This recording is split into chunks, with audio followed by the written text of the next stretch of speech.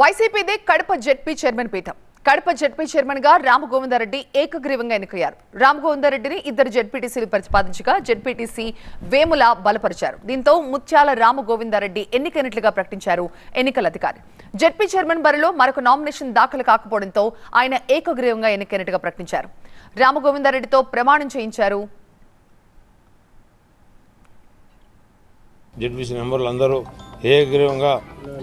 నన్ను ఏకగ్రీవంగా ఎన్నుకోవడం జరిగింది. మా సభ్యులు ఎవరు ప్రభావ పెట్టలేదు. జగన్మోహన్ రెడ్డి గారి ఆదేశాల మేరకు ప్రతి ఒక్కరు అందరూ సహకరించారు. ప్రతి ఒక్కరు అందరినీ కూడా మేము ఎవరిని ప్రభావాలు పెట్టలేదు. మీరు కూడా చెప్తారు మిత్రుల సోదరులు 35 మంది ఉంటారు, 32 మంది ఉంటారు, 34 మంది ఉంటారు. మా 42 సంఖ్య ఒక్కరు కూడా ఆబ్సెంట్ కాలేదు. మా వైఎస్ఆర్ పార్టీలో మా జగన్మోహన్ రెడ్డి గారు చెప్పిన మాటలకు ప్రతి ఒక్కరు క్రమశిక్షణ తప్పకుండా పనిచేస్తారు. టీడీపీ ఎన్ని కుట్రలు చేసినా వైసీపీ గెలుపుని ఆపలేకపోయారన్నారు కడప ఎంపీ అవినాష్ రెడ్డి. తెలుగుదేశం పార్టీ ఒకవైపు మేము కంటెస్ట్ చేయము అని ఒకవైపు చెబుతూనే మరోవైపు అన్ని రకాలుగా ఈ ఎన్నికలను ఆపాలనే ప్రయత్నం చేసినారు. ప్రతి ఒక్క ఐవీఎఫ్ క్లినిక్ లో మేము మీకు ఈ డిస్కౌంట్ ఇస్తాము, ఆ డిస్కౌంట్ ఇస్తామంటారు. కానీ మేము బిడ్డని ఇస్తాం అని ఎందుకు చెప్పడం లేదు? మనం ప్రామిస్ కోసం డబ్బులు ఇస్తున్నామా లేదా తల్లిదండ్రులు కావడం కోసం చెల్లిస్తున్నామా? నోవా ఐవీఎఫ్ దాగిన ఖర్చులుండవు, మీరు నమ్మగల నైపుణ్యం మాత్రమే.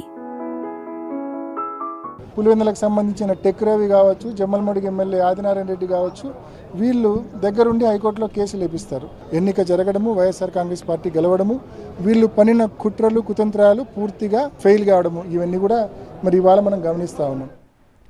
గోపవరం పంచాయతీలో వైసీపీ వార్డు మెంబర్లపై టీడీపీ శ్రేణులు దాడి చేశాయన్నారు అవినాష్ రెడ్డి. గోపవరంలో టీడీపీకి బలం లేకపోయినా కావాలనే రచ్చ చేస్తోంది అన్నారు. గోపవరంలో మీరు చూసినారు, ఇందాక నేను కలెక్టర్ గారి దృష్టికి అదేవిధంగా పోలీసుల దృష్టికి కూడా తీసుకుపోయినాం. ఎన్నికల్లో 14 మంది మద్దతుదారులు వైఎస్ఆర్ కాంగ్రెస్ పార్టీకి ఉన్నారు. అక్కడ 6 మంది మద్దతుదారులు తెలుగుదేశం పార్టీకి ఉన్నారు. ఈ 20 మంది వార్డు మెంబర్లు లోపలికి వస్తే ఎన్నికల్లో వైఎస్ఆర్ కాంగ్రెస్ పార్టీ గెలుస్తుంది. కాబట్టి 14 మంది వైఎస్ఆర్ కాంగ్రెస్ పార్టీ వార్డు మెంబర్లను లోపలికి రానియకుండా వాళ్ళ కోరం సరిపోదు కాబట్టి 6 మందే ఉన్నారు కాబట్టి మరొక 5 మందిని ఫేక్ పర్సన్స్ను ఫేక్ ఐడీస్ వేసి లోపలికి పంపించి ఎన్నికల ప్రాసెస్ కంప్లీట్ చేసుకునే ప్రయత్నం చేసినారు. ఇదే విషయాన్ని కలెక్టర్ గారి దృష్టికి తీసుకెళ్ళాం. అదేవిధంగా ప్రొద్దుటూరు డీఎస్పీ గారి దృష్టికి తీసుకెళ్ళాం.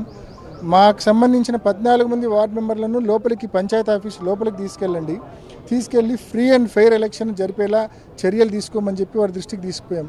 కానీ అక్కడ మా ఉప సర్పంచ్ అభ్యర్థి మీద దాడి జరిగింది. గోపురం పంచాయతీ ఆఫీస్ బయట ఎవరైతే మా ఉప సర్పంచ్ అభ్యర్థి ఉన్నారో అతని మీద దాడి జరిగింది. అంటే ఈ మాదిరి ఎలక్షన్లు జరిపేదానికి మొన్న సాగునీటి ఎన్నికలు అని చూసినాం మనం. ఆ ఎన్నికలు అంటారు, ఎలక్షన్స్ అంటారు, సెలక్షన్స్ అంటారు వాటిని. మొన్న చూసినాం.